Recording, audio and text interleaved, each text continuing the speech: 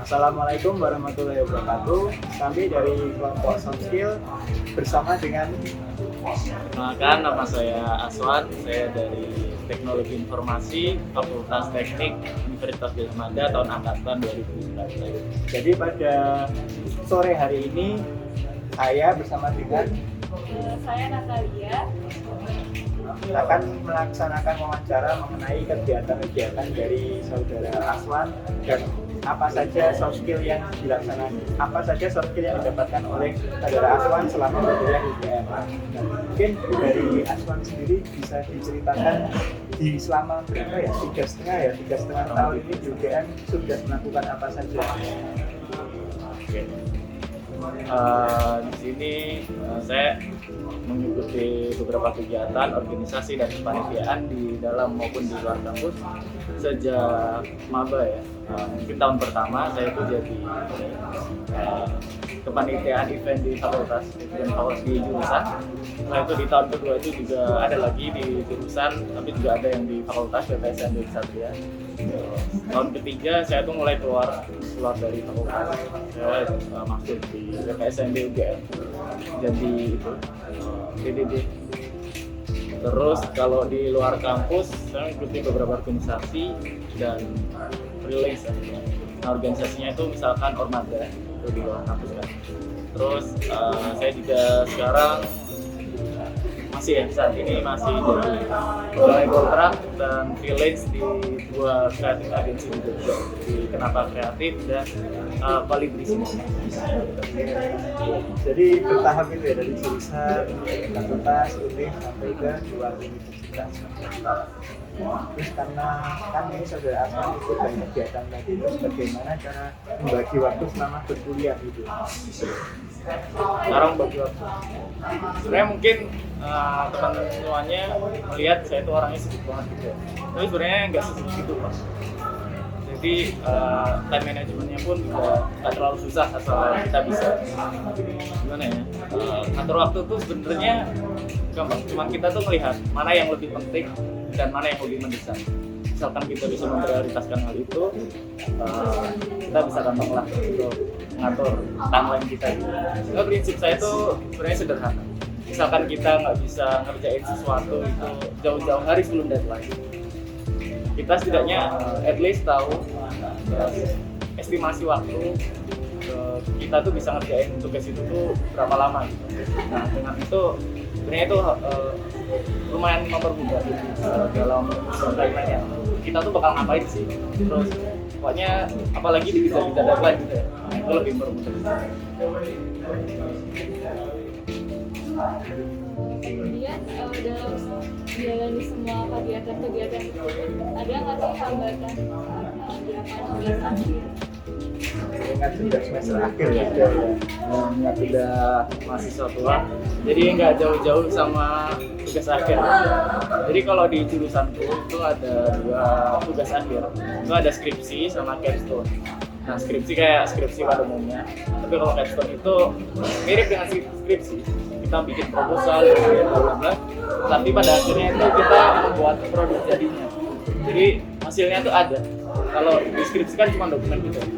Nah, kalau capstone itu juga ada, itu ngerjainnya 1 tahun, jadi 2 semester. Nah, di semester pertama itu kita ngerancang proposal, semua rancangan alat-alatnya seperti apa. Lalu di semester selanjutnya kita membuat alatnya dan jadi. Setelah itu kita presentasikan, bahkan kemarin di teknik itu ada expo gitu, diexpokan alatnya. Apa tadi? Hambatan ya. Kalau hambatannya itu mengingat saya juga punya kesibukan lain di luar kampus. Hambatannya itu biasanya seringkali masalah deadline dan jadwal yang tabrakan. Nah, misalkan ada deadline buat tugas akhir, harus menyelesaikan bagian ini di hari ini gitu. Sedangkan di hari itu juga ada klien yang ngejar-ngejar, Mas ini mohon diselesaikan ya. Mungkin kendalanya itu soal deadline. Tapi semuanya aman kalau kita bisa ngatur dulu lah.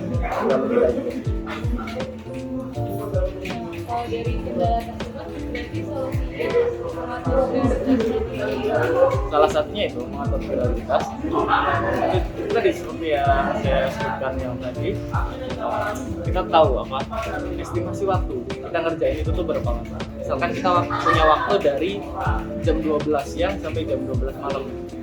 Kita punya dua task, punya dua tugas, yaitu kerjaan dari klien sama kerjaan kampus. Kita kan juga nggak mungkin kerja 12 jam nonstop. Nah, kita juga ngasih waktu mungkin 12 jam, kita istirahat tuh mungkin kalau buat saya atau mungkin setiap orang beda-beda. Istirahat maksimal 3 jam, tinggal 9 jam tuh. Nah, kita bagi prioritasnya ini tuh dari klien ini, tugas dari klien ini kira-kira tuh bisa berapa lama, terus yang dari kampus bisa berapa lama, kita bisa estimasikan. Nah, dengan waktu tersebut kayak apa ya, yang itu kamu bakal lebih mudah gitu loh dalam atur gitu kan, terus jadi nggak terburu-buru gitu. Oh, kamu tahu waktunya tinggal segini, kamu harus ngerjain bagian ini, jadi semuanya lebih terburu-buru aja. Tadi kan stress manajemennya, terus kalau aku sendiri nih, aku sendiri sering banget pas lagi ngerjain tugas atau skripsi itu lihat HP bentar, pengen lihat sesuatu lah, terus malah keterusan tiba-tiba sejam. Nah, kalau dari Aswan sendiri pernah nggak solusinya itu? Ya pastinya pernah ya. Tapi kalau dari aku sendiri, intinya kalau pengen fokus itu ada beberapa cara. Ada itu namanya Pomodoro, tahu kan ya Pomodoro ya tadi. Nah itu. Kalau bisa ini metode paling gampang. Itu misalkan kita ngerjainnya di laptop tuh, HP-nya tuh jauhin aja. HP-nya jauhin terus di mute. Kalau nggak, kalau ada telepon ya Twitter lah gitu. Itu sangat membantu kalau misalkan kita ada notif, misalkan ada notif lain gitu kita langsung buka, tiba-tiba langsung buka Twitter, buka TikTok, kita bisa kan jadinya. Jadi atau mudahnya di HP kan juga ada fitur DND itu ya, bisa nyalain aja gitu. Biar gak distract gitu, fokus dulu sama kerjaan selesai. Pokoknya pikiran saya tuh kayak gitu, kalau misalkan kerjaan cepat selesai, saya cepat main HP. Daripada kerjaan HP, akhirnya nggak selesai. Jadi cepat kerjaan selesai, baru puas main HP-nya juga nggak ganggu sama kerjaan kan. Berapa menit? Kapan? Terus, oke, mungkin kalau dari Aswan sendiri ada tips dari penerapan soft skill dalam pengerjaan tugas untuk mahasiswa yang lain.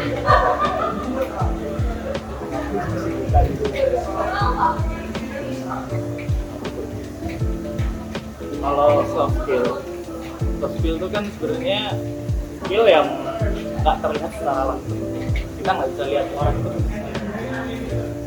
Jadi kita tuh bisa ngasah soft skill itu dari apa ya? Bukan dari kelas di perkuliahan.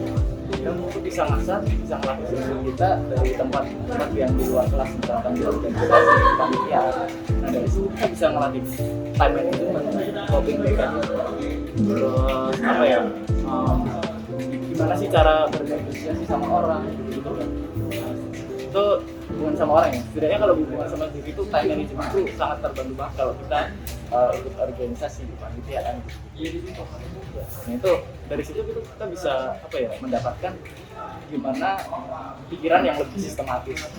Itu sangat membantu banget kalau kita ngerjain tugas atau misalkan itu khususnya tugas akhir gitu. Itu sangat membantu ngatur time management, terus apa ya, problem solving itu sangat ngaruh kalau kita sering melatih soft skill kita di luar kelas. Terima kasih tips dan triknya, sangat membantu ya. Mungkin oleh teman-teman mahasiswa yang lain bisa diterapkan juga. Sekian dari kelompok kami. Semoga video wawancara dengan saudara Aswan dapat menambah pengetahuan kita sedikit.